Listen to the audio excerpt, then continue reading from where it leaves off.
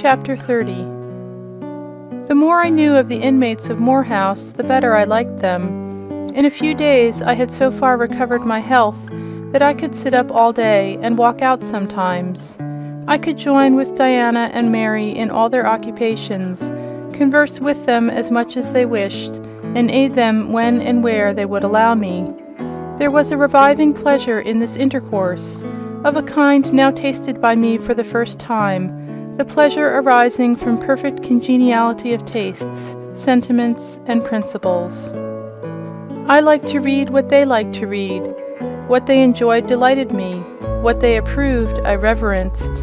They loved their sequestered home. I, too, in the gray, small, antique structure, with its low roof, its latticed casements, its moldering walls, its avenue of aged firs, all grown aslant under the stress of mountain winds, its garden dark with yew and holly, and where no flowers but of the hardiest species would bloom, found a charm both potent and permanent. They clung to the purple moors behind and around their dwelling, to the hollow vale into which the pebbly bridle path leading from their gate descended, and which wound between fern banks first and then amongst a few of the wildest little pasture fields that ever bordered a wilderness of heath, or gave sustenance to a flock of grey moorland sheep, with their little mossy-faced lambs. They clung to this scene, I say, with a perfect enthusiasm of attachment. I could comprehend the feeling and share both its strength and truth. I saw the fascination of the locality. I felt the consecration of its loneliness. My eye feasted on the outline of swell and sweep, on the wild coloring communicated to ridge and dell, by moss, by heath bell, by flower-sprinkled turf, by brilliant bracken and mellow granite crag. These details were just to me what they were to them, so many pure and sweet sources of pleasure. The strong blast and the soft breeze, the rough and the halcyon day, the hours of sunrise and sunset, the moonlight and the clouded night, developed for me in these regions the same attraction as for them, wound round my faculties the same spell that entranced theirs. Indoors we agreed equally well. They were both more accomplished and better read than I was, but with eagerness I followed in the path of knowledge they had trodden before me. I devoured the books they lent me. Then it was full satisfaction to discuss with them in the evening what I had perused during the day. Thought fitted thought, opinion met opinion, we coincided, in short, perfectly. If in our trio there was a superior and a leader, it was Diana. Physically she far excelled me. She was handsome, she was vigorous. In her animal spirits there was an affluence of life and certainty of flow, such as excited my wonder, while it baffled my comprehension. I could talk a while when the evening commenced, but the first gush of vivacity and fluency gone, I was fain to sit on a stool at Diana's feet, to rest my head on her knee, and listen alternately to her and Mary, while they sounded thoroughly the topic on which I had but touched. Diana offered to teach me German. I liked to learn of her. I saw the part of instructress pleased and suited her, that of scholar pleased and suited me no less. Our natures dovetailed, mutual affection of the strongest kind was the result. They discovered I could draw. Their pencils and color boxes were immediately at my service. My skill, greater in this one point than theirs, surprised and charmed them. Mary would sit and watch me by the hour together.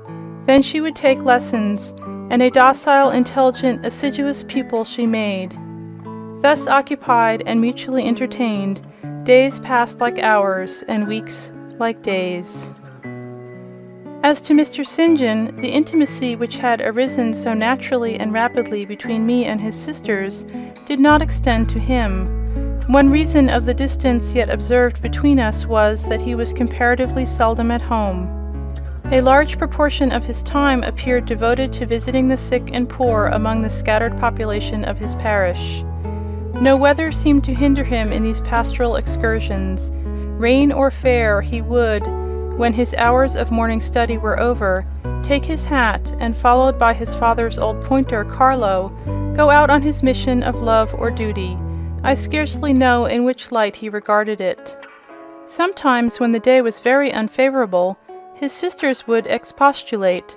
He would then say, with a peculiar smile more solemn than cheerful, "And if I let a gust of wind or a sprinkling of rain turn me aside from these easy tasks, what preparation would such sloth be for the future?" I proposed to myself.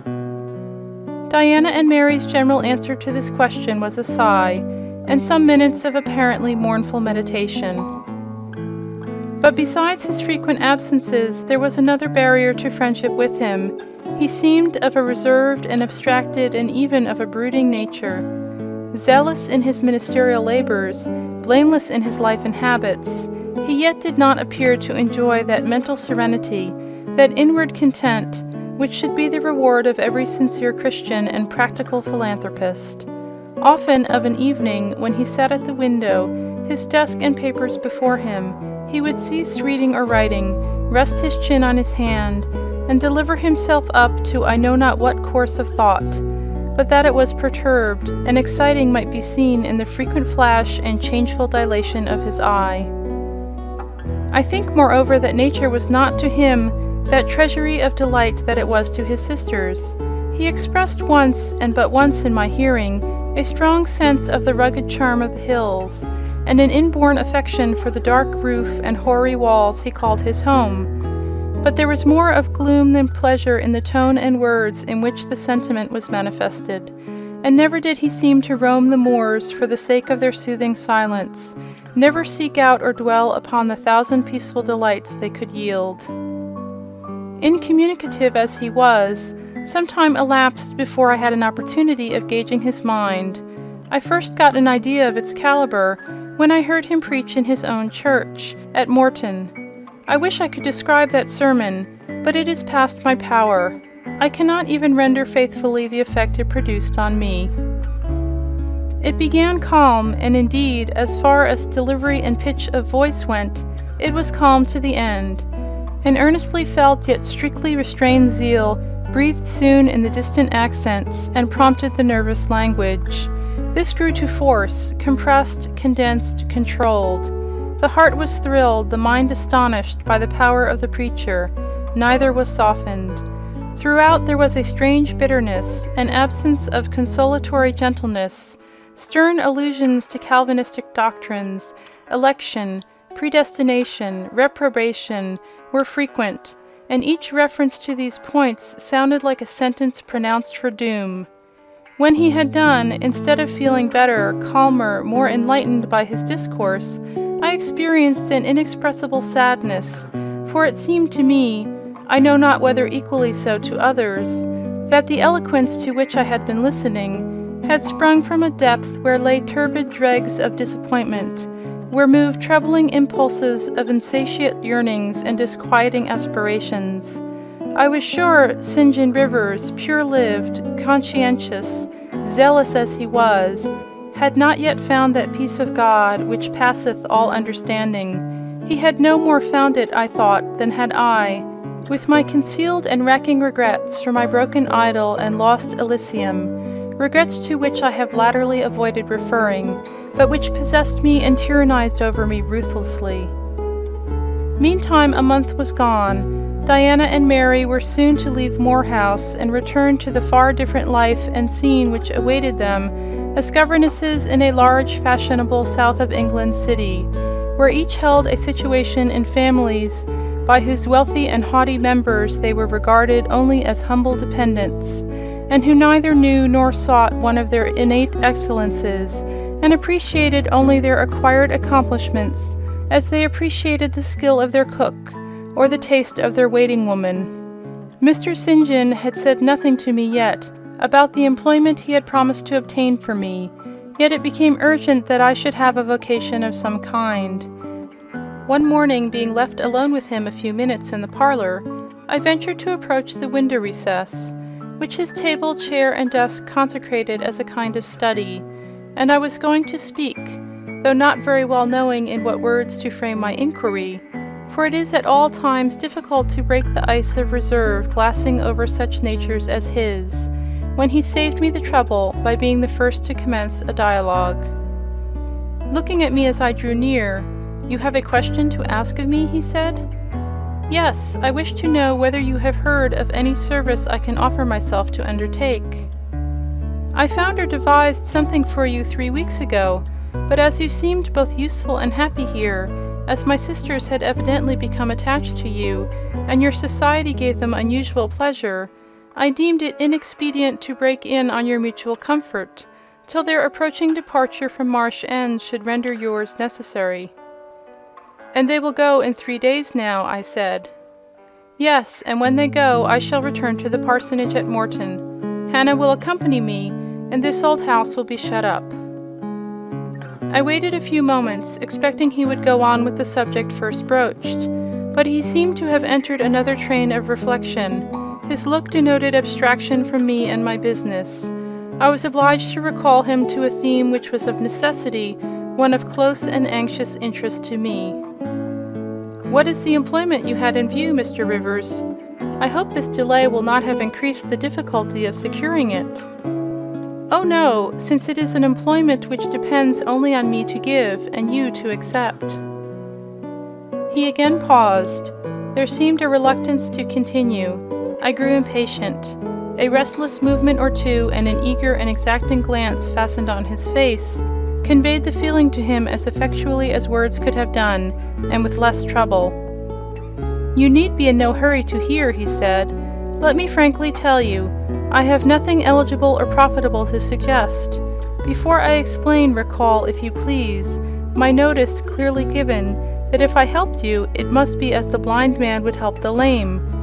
I am poor, for I find that when I have paid my father's debts, all the patrimony remaining to me will be this crumbling grange, the row of scathed firs behind, and the patch of moorish soil, with the yew trees and holly bushes in front.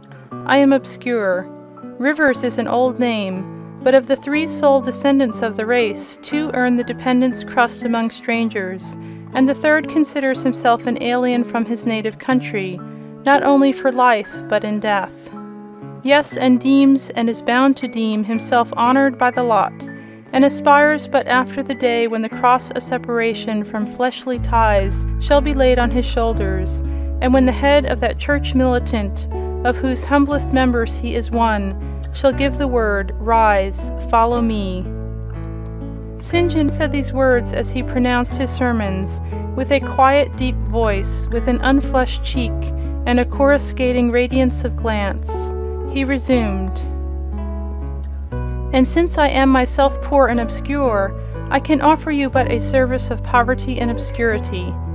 You may even think it degrading, for I see now your habits have been what the world calls refined, your tastes lean to the ideal, and your society has at least been amongst the educated, but I consider that no service degrades which can better our race. I hold that the more arid and unreclaimed the soil where the Christian labourer's task of tillage is appointed him, the scantier the meed his toil brings, the higher the honour. His, under such circumstances, is the destiny of the pioneer, and the first pioneers of the gospel were the apostles. Their captain was Jesus, the Redeemer himself." "Well," I said, as he again paused. "Proceed." He looked at me before he proceeded. Indeed, he seemed leisurely to read my face, as if its features and lines were characters on a page.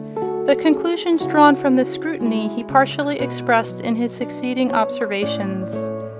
"I believe you will accept the post I offer you," said he, "and hold it for a while, not permanently though, any more than I could permanently keep the narrow and narrowing, the tranquil hidden office of English country incumbent, for in your nature is an alloy as detrimental to repose as that in mine, though of a different kind."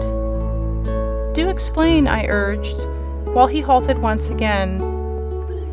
"I will, and you shall hear how poor the proposal is, how trivial, how cramping. I shall not stay long at Morton, now that my father is dead, and that I am my own master.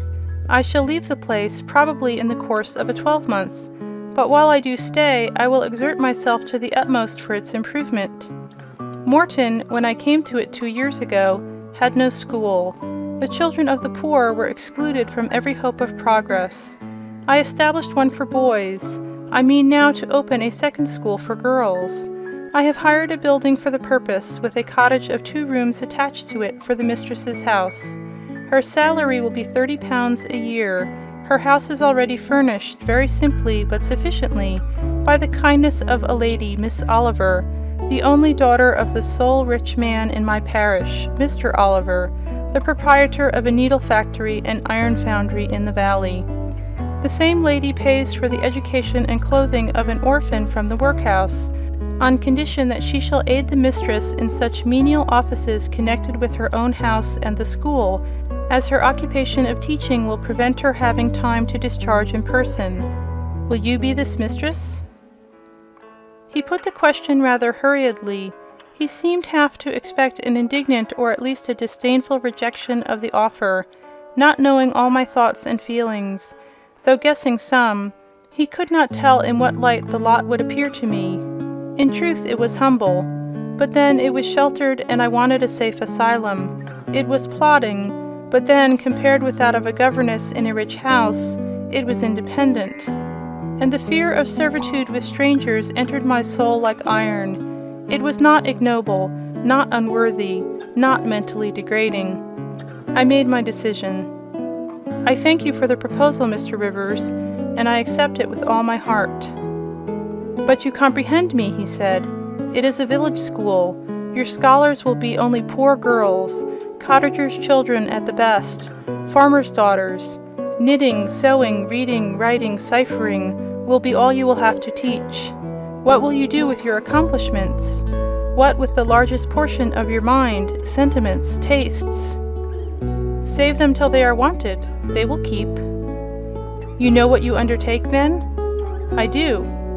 He now smiled, not a bitter or a sad smile, but one well pleased and deeply gratified. "And when will you commence the exercise of your function?" "I will go to my house tomorrow, and open the school, if you like, next week." "Very well, so be it." He rose and walked through the room. Standing still, he again looked at me. He shook his head. "What do you disapprove of, Mr. Rivers?" I asked. "You will not stay at Morton long, no, no." "Why? What is your reason for saying so?" "I read it in your eye. It is not of that description which promises the maintenance of an even tenor in life." "I am not ambitious."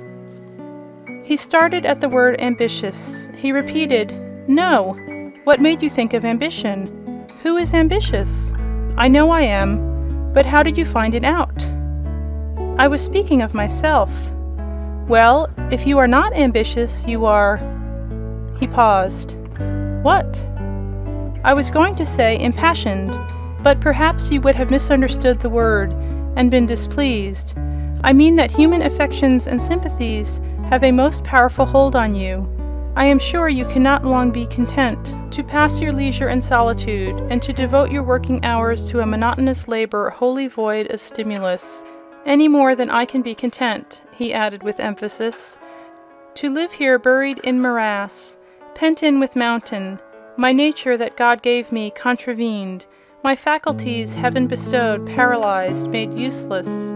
You hear now how I contradict myself, I who preached contentment with a humble lot, and justified the vocations even of hewers of wood and drawers of water in God's service. I, his ordained minister, almost rave in my restlessness. Well, propensities and principles must be reconciled by some means." He left the room. In this brief hour I had learnt more of him than in the whole previous month, yet still he puzzled me. Diana and Mary Rivers became more sad and silent as the day approached for leaving their brother and their home. They both tried to appear as usual, but the sorrow they had to struggle against was one that could not be entirely conquered or concealed. Diana intimated that this would be a different parting from any they had ever yet known. It would probably, as far as St. John was concerned, be a parting for years. It might be a parting for life. "He will sacrifice all to his long-framed resolves," she said. "Natural affection and feelings more potent still. St. John looks quiet, Jane, but he hides a fever in his vitals. You would think him gentle, yet in some things he is inexorable as death. And the worst of it is, my conscience will hardly permit me to dissuade him from his severe decision. Certainly I cannot for a moment blame him for it. It is right, noble, Christian, yet it breaks my heart." And the tears gushed to her fine eyes. Mary bent her head low over her work. "We are now without father, we shall soon be without home and brother," she murmured. At that moment a little accident supervened which seemed decreed by fate, purposely to prove the truth of the adage that misfortunes never come singly, and to add to their distresses the vexing one of the slip between the cup and the lip. St. John passed the window reading a letter. He entered. "Our Uncle John is dead," said he. Both the sisters seemed struck, not shocked or appalled. The tidings appeared in their eyes rather momentous than afflicting. "Dead?" repeated Diana. "Yes." She riveted a searching gaze on her brother's face. "And what then?" she demanded in a low voice. "What then, Di?" he replied, maintaining a marble immobility of feature. "What then? Why, nothing. Read." He threw the letter into her lap. She glanced over it and handed it to Mary. Mary perused it in silence and returned it to her brother. All three looked at each other, and all three smiled. A dreary, pensive smile enough. "Amen! We can yet live," said Diana at last. "At any rate, it makes us no worse off than we were before," remarked Mary. "Only it forces rather strongly on the mind the picture of what might have been," said Mr. Rivers, "and contrasts it somewhat too vividly with what is." He folded the letter and locked it in his desk, and again went out. For some minutes no one spoke. Diana then turned to me. "Jane, you will wonder at us and our mysteries," she said, "and think us hard-hearted beings not to be more moved at the death of so near a relation as an uncle. But we have never seen him or known him. He was my mother's brother. My father and he quarreled long ago. It was by his advice that my father risked most of his property in the speculation that ruined him. Mutual recrimination passed between them. They parted in anger, and were never reconciled. My uncle engaged afterwards in more prosperous undertakings. It appears he realized a fortune of 20,000 pounds. He was never married, and had no near kindred but ourselves, and one other person, not more closely related than we. My father always cherished the idea that he would atone for his error by leaving his possessions to us. That letter informs us that he has bequeathed every penny to the other relation, with the exception of 30 guineas, to be divided between St. John, Diana, and Mary Rivers, for the purchase of 3 mourning rings. He had a right, of course, to do as he pleased, and yet a momentary damp is cast on the spirits by the receipt of such news. Mary and I would have esteemed ourselves rich with 1,000 pounds each, and to St. John such a sum would have been valuable, for the good it would have enabled him to do. This explanation given, the subject was dropped, and no further reference made to it, by either Mr. Rivers or his sisters. The next day I left Marsh End for Morton. The day after, Diana and Mary quitted it for distant B. In a week, Mr. Rivers and Hannah repaired to the parsonage, and so the old Grange was abandoned.